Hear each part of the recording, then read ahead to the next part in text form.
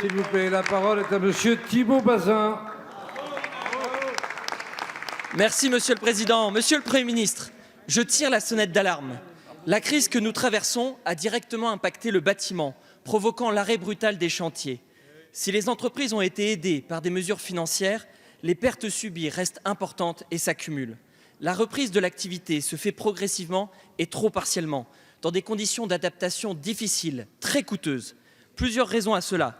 L'importance et la lourdeur des mesures sanitaires, le refus de beaucoup de particuliers, propriétaires ou locataires, de voir une reprise des travaux, ce qui impacte les artisans, les problèmes rencontrés dans la chaîne logistique, la baisse de la commande. Plusieurs nécessités s'imposent.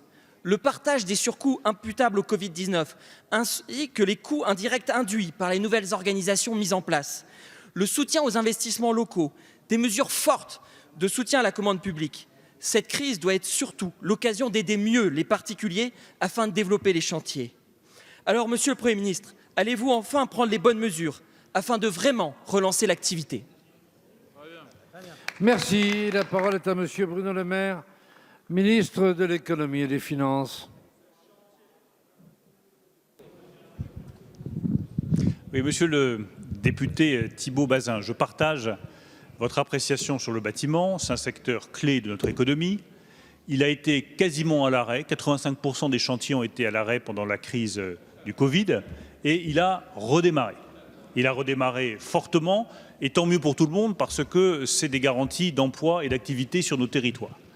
Mais il est handicapé par des règles sanitaires qui lui font perdre 25 à 30% de productivité sur chaque chantier.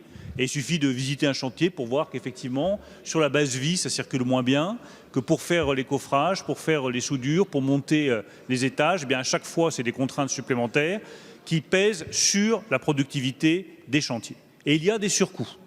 Dans le projet de loi de finances rectificative numéro 3, nous aurons l'occasion d'examiner les moyens de prendre en charge ces surcoûts pour que, effectivement, ça ne pèse pas sur la rentabilité des chantiers de bâtiments et sur les chantiers de travaux publics. Il y a une deuxième réponse qui peut être apportée, c'est celle qui passe par la commande publique et par le soutien aux collectivités locales. Et je rappelle que le Premier ministre a annoncé il y a quelques jours un soutien massif de plusieurs milliards d'euros aux collectivités locales qui doit les permettre aussi d'accompagner cette reprise de la commande publique et de soutenir le bâtiment et les travaux publics. Enfin, troisième élément, il faut garder un environnement qui soit le plus compétitif possible. Ça passe, là aussi, je le redis, par la baisse des impôts de production qui pèsent sur la compétitivité de ces entreprises et sur leur rentabilité. Merci, monsieur le ministre. Monsieur le député. Merci Monsieur le Président. Monsieur le ministre, il y a des choses qui vont dans le bon sens, mais cela ne me semble pas suffisant. Il faut un véritable plan de relance plus ambitieux. N'est-ce pas le moment de baisser le taux de TVA de 10 à 5,5 pour tous les travaux de rénovation?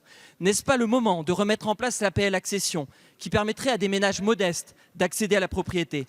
N'est-ce pas le moment de reconsidérer votre politique de logement, trop centrée sur les métropoles, afin de n'oublier aucun territoire? Alors que nous avons tous été confinés pendant tant de semaines, le besoin de bien se loger a encore plus de sens aujourd'hui. Il convient, Monsieur le ministre, de reconsidérer le logement comme un bien essentiel. L'adage dit quand le bâtiment va, tout va. Pour y parvenir, faites plus juste socialement, plus équitable territorialement et surtout, relancez l'activité par des mesures fortes. Merci, cher